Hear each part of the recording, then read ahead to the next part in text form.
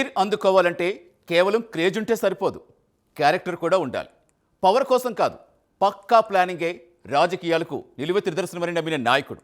White and white dress వేసుకున్న రాజకీయ నాయకుడిగానే కాదు, వైట్ కాలర్ మ్యాన్గా, ఒక మిస్టర్ క్లీన్గా నీరాజనాలు అందుకుంటున్న ధీరుడు. ఆలోచనే ఆయన అస్త్రం, పంతలైన పందా కాదు. అంతిమంగా ప్రజాక్షేత్రంలో గెలుపు జెండా ఎగరేయడమే లక్ష్యంగా సాగుతున్న ప్రయాణం ఆయనది. ఓటమిని చూసి కుంగిపోలేదు, గెలుపుని చూసి పొంగిపోలేదు. తన నిశ్శబ్దంతో విపక్షాల గుండెల్లో రైళ్లు పరిగెత్తిస్తున్న వ్యూహకర్త జనసేనాని పవన్ కళ్యాణ్. అడుగు వేస్తే అధికారం, మాటిస్తే నమ్మకం. మరి డిప్యూటీ సీఎంగా పవన్ కళ్యాణ్ అనుసరిస్తున్న ఆ సైలెంట్ స్ట్రాటజీ ఏంటి? అటు ఢిల్లీ పెద్దల నుంచి ఇటు సామాన్యుడి వరకు అందరూ ఆయన్నే ఎందుకు మిస్టర్ క్లీన్ అంటున్నారు. ఇది కేవలం పొలిటికల్ జర్నీ కాదు, ఒక లీడర్ ఎవల్యూషన్. పవన్ కళ్యాణ్ సరికొత్త పొలిటికల్ అవతారంపై ఒక లుక్ వేద్దాం.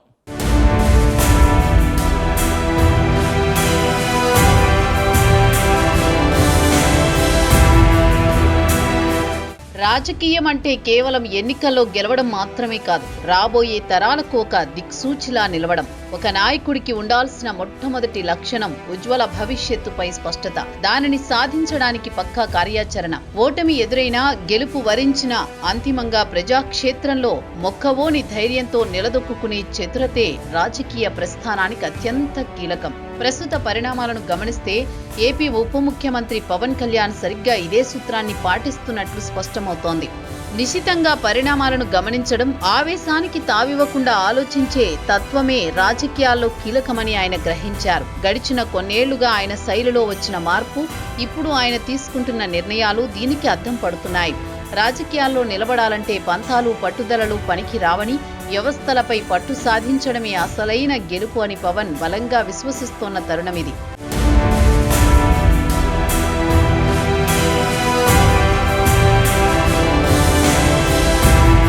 ఒక నిజమైన పొలిటీషియన్గా గుర్తింపు దక్కించుకోవాలంటే కేవలం మేకుల ముందు ప్రసంగాలు చేస్తే సరిపోదని, క్షేత్రస్థాయిలో వ్యవస్థలు ఎలా పనిచేస్తున్నాయి, వాటిలో లోపాలు ఎక్కడ ఉన్నాయి అన్న విషయాలపై పూర్తిస్థాయి పట్టు సాధించాల్సి ఉంటుందనే నమ్మకాన్ని పవన్ ఎంచుకున్నారు. అందుకే డిప్యూటీ సీఎంగా బాధ్యతలు చేపట్టిన నాటి నుంచి తన శాఖలపై పూర్తి దృష్టి సారించారు. అధికారులతో సమీక్షలు, క్షేత్రస్థాయి పర్యటనలు, సమస్యల మూలాలను వెతకడం వంటి అంశాల ద్వారా ఒక పరిపాలనా దక్షుడిగా మారే క్రమంలో ఉన్నారు. ఈ క్రమశిక్షణే ఆయన్ను మిగతా నాయకుల కంటే భిన్నంగా నిలబెడుతోంది. వ్యవస్థను ప్రక్షాళన చేయాలంటే ముందు వ్యవస్థలో భాగమై దానిని పూర్తిగా అర్థం చేసుకోవాలనే సిద్ధాంతాన్ని పవన్ పాటిస్తున్నారు.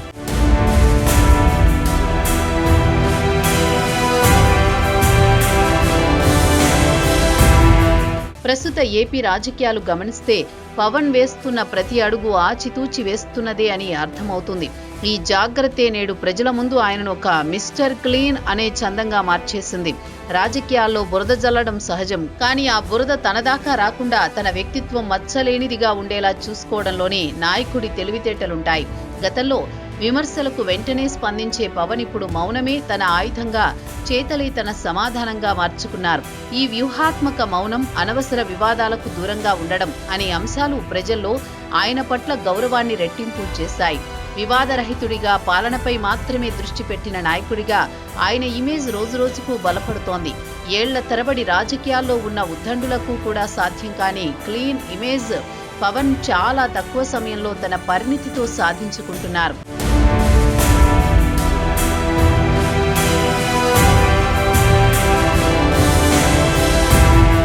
రాష్ట్రంలో విపక్ష వైసీపీ వ్యూహాలను గమనిస్తే ఒక ఆసక్తికరమైన విషయం బయటపడుతుంది. ఆ పార్టీ నేతలు సాక్షాత్తు మాజీ ముఖ్యమంత్రి జగన్మోహన్ రెడ్డితో సహా ప్రధానంగా టార్గెట్ చేస్తున్నది ముఖ్యమంత్రి చంద్రబాబు నాయుడిని, తెలుగుదేశం పార్టీని మాత్రమే. చిత్రంగా సమస్య ఏదైనా సరే విపక్షం విమర్శల బాణాలు పవన్ వైపు మాత్రం ఎక్కువ పెట్టడం లేదు. సాధ్యమైనంత వరకు పవన్ పేరు ఎత్తడానికి కూడా వైసీపీ నేతల ఆసక్తి చూపడం లేదంటే పవన్ అనుసరిస్తున్న వ్యూహం ఎంత పకడ్బందీగా ఉందో అర్థం చేసుకోవచ్చు. పవన్ను విమర్శిస్తే అది తిరిగి తమకే బెడిసి కొడుతుందనే భయం విపక్షంలో ఉందా, లేక ఆయన పాలనలో వేలెత్తి చూపడానికి లోపాలు దొరకడం లేదా? కారణం ఏదైనా విపక్షం కూడా పవన్ విషయంలో ఆచితూచి వ్యవహరిస్తోందన్నది కాదనలేని సత్యం.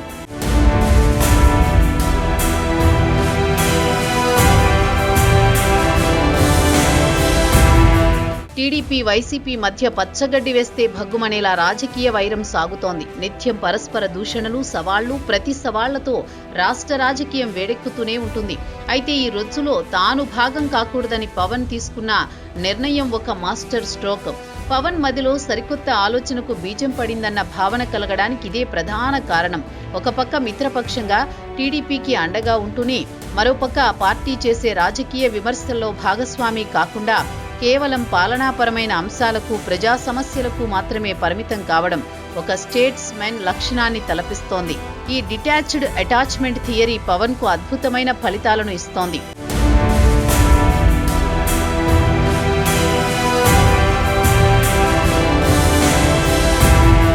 నాయకుడు ఎలా నడిస్తే అనుచరులు అలా నడుస్తారు. పవన్ తనలో వచ్చిన మార్పును కేవలం తనకే పరిమితం చేసుకోలేదు. తన సైన్యమైన జన సైనికులకు, వీర మహిళలకు కూడా ఇదే దిశానిర్దేశం చేస్తున్నారు. రాష్ట్రంలో జరుగుతున్న పరిణామాలపై అనవసరంగా స్పందించి శక్తిని వృధా చేసుకోవద్దని, సోషల్ మీడియాలో జరిగే అనవసరంగా నిష్ప్రయోజనకరమైన చర్చలకు, గొడవలకు దూరంగా ఉండాలని ఆయన స్పష్టంగా ఆదేశాలు ఇస్తున్నారు. పవన్ ఇస్తున్న ఈ డైరెక్షన్ వెనుక పెద్ద వ్యూహమే ఉంది. తన క్యాడర్ను భావోద్వేగాల నుంచి బయటకు తీసుకువచ్చి బాధ్యతాయుతమైన కార్యకర్తలుగా తీర్చిదిద్దే ప్రయత్నమిది. ఆవేశపడే కార్యకర్తలుంటే పార్టీకి నష్టం తప్ప లాభం ఉండదని గ్రహించిన పవన్ వారిని నిర్మాణాత్మక రాజకీయాల వైపు మళ్లిస్తున్నారు. మన పని మనం చేసుకుంటూ పోదాం, ఫలితం అదే వస్తుంది అనే సందేశాన్ని ఆయన బలంగా ఇస్తున్నారు.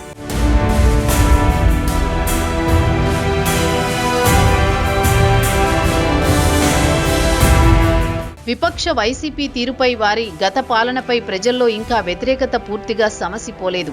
ఈ సమయంలో ప్రజలు కోరుకుంటున్న ప్రత్యామ్నాయం, ఒక నిజాయితీ గల నాయకుడు. టీడీపీ అనుభవం వైపు ఉన్న భవిష్యత్తుపై ఆశలు రేకెత్తిస్తున్నది మాత్రం జనసేన, పవన్ కళ్యాణ్లే. విపక్షానికి, అధికార పక్షంలోని సంప్రదాయ రాజకీయాలకు భిన్నంగా పవన్ ఒక ఆల్టర్నేటివ్ ఫోర్స్గా, ఒక ప్రత్యామ్నాయ శక్తిగా ఎదుగుతున్నారు. అవినీతి మచ్చ లేకపోవడం, ఇచ్చిన మాటకు కట్టుబడడం, పదవుల కంటే ప్రజా సంక్షేమమే ముఖ్యమని భావించడం వంటి లక్షణాలు ఆయనను ప్రజలకు మరింత చేరువ చేస్తున్నాయి.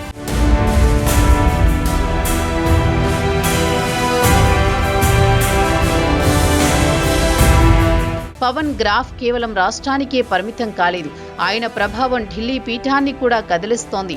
భారతీయ జనతా పార్టీ అగ్రనాయకత్వం పవన్ను ఒక ప్రాంతీయ నేతగా కాకుండా భావితరాల నాయకుడిగా చూస్తోంది. ప్రత్యేకించి ప్రధాని మోదీ, కేంద్ర హోంమంత్రి అమిత్ షా వంటి దిగ్గజ నేతలు పవన్కు ఇస్తున్న ప్రాధాన్యత దీనికి నిదర్శనం. ఎన్డీఏ కూటమి సమావేశాల్లో పవన్కు దక్కుతున్న గౌరవం, ఆయన సూచనలకు కేంద్రమిస్తున్న విలువ పవన్ జాతీయ స్థాయి ఇమేజ్ను తెలియజేస్తున్నాయి. అవినీతి రహిత పాలనను అందించగల సత్తా ఉన్న నాయకుడిగా బీజేపీ పెద్దలు పవన్ను గుర్తిస్తున్నారు. రాష్ట్రంలో సంకీర్ణ ధర్మాన్ని పాటిస్తూనే జాతీయ స్థాయిలో తనకంటూ ఒక ప్రత్యేక గుర్తింపును సంపాదించుకున్నారు. ఇది రాబోయే రోజుల్లో ఏపీ రాజకీయాల్లో కీలక మలుపుకు దారితీయొచ్చు.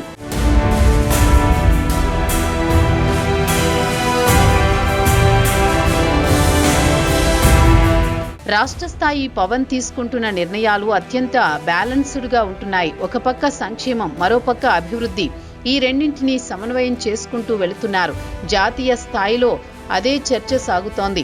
సాధారణంగా సినిమా రంగం నుంచి వచ్చిన వారికి పరిపాలనా దక్షత ఉండదనే అపోహను పవన్ పటాపంచలు చేశారు.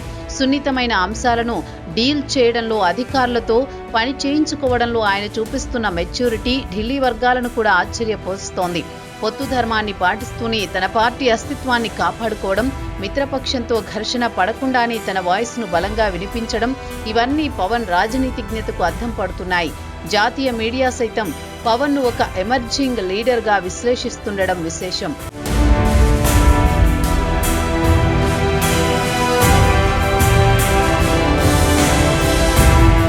మాటల కంటే చేతలకే ఎక్కువ విలువనిస్తున్న పవన్ పాలనలో తనదైన ముద్ర వేయడానికి చకచకా చర్యలు చేపడుతున్నారు. గ్రామ సభలను నిర్వహించడం, ఉపాధి హామీ పథకాన్ని బలోపేతం చేయడం, పర్యావరణ పరిరక్షణకు కఠిన నిర్ణయాలు తీసుకోవడం వంటివి ఆయన పనితీరుకు నిదర్శనాలు. కేవలం సంతకాలు పెట్టే మంత్రిగా కాకుండా ఫైళ్ల లోతుపాతులను పరిశీలించే అడ్మినిస్ట్రేటర్గా ఆయన మారారు.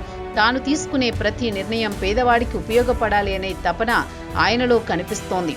ఈ అడుగులే బ్యూరోక్రసీని ఆయన హ్యాండిల్ చేస్తున్న తీరు ఒక అనుభవజ్ఞుడైన పాలకుణ్ణి తలపిస్తున్నాయి.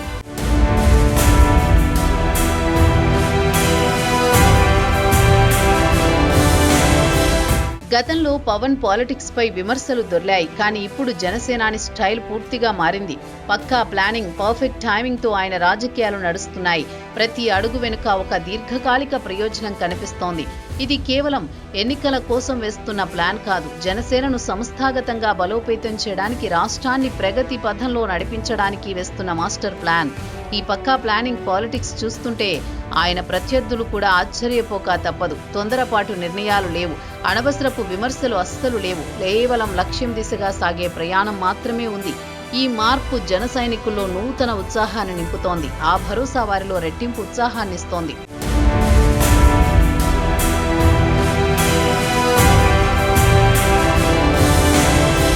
పవన్ కళ్యాణ్ ప్రయాణం ఇప్పుడు ఒక స్పష్టమైన గమ్యం వైపు సాగుతోంది. ఓటమిని చూశారు, అవమానాలను భరించారు, కానీ ఏనాడు వెనుకడుగు వేయలేదు. ఆ అనుభవాల నుంచే ఇప్పుడు ఒక సరికొత్త నాయకుడు ఉద్భవించాడు. వ్యవస్థను బాగు చేయడమే లక్ష్యంగా ఆయన సాగిస్తున్న ఈ ప్రస్థానం ఆయనకు మిస్టర్ క్లీన్ అనే శాశ్వత గుర్తింపును తెచ్చిపెట్టేలా చేస్తుంది.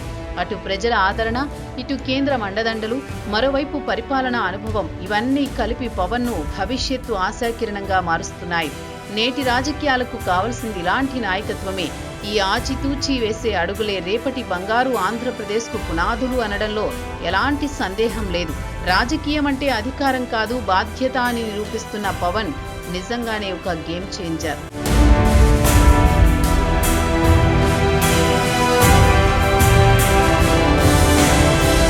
పవన్ కళ్యాణ్ అంటే ఒకప్పుడు పవర్ఫుల్ స్పీచ్లు మాత్రమే అనుకునేవారు. కానీ ఇప్పుడు ఆయన ఒక పవర్ఫుల్ సైలెన్స్. విమర్శలకు ప్రతి విమర్శలు చేయటం కాదు, పనితనం ద్వారా సమాధానం చెప్పటమే నిజమైన రాజకీయం నిరూపిస్తున్న సందర్భం ఇది. పక్కా ప్లానింగ్, క్లీన్ ఇమేజ్, ప్రజలే పరమావధిగా సాగుతున్న ఈ ప్రయాణం రేపటి తరం నాయకులకు ఒక కేస్ స్టడీ. వ్యవస్థలు ప్రక్షాళన చేయాలంటే ముందు మనమే స్వచ్ఛంగా ఉండాలన్న ఆయన సిద్ధాంతం ఏపీ రాజకీయ ముఖచిత్రాన్నే మార్చేస్తోంది. గెలవటం ముఖ్యం కాదు, నిలబడ్డం ముఖ్యం. పవన్ నిలబడ్డారు, ఇప్పుడు వ్యవస్థను నిలబెడుతున్నారు.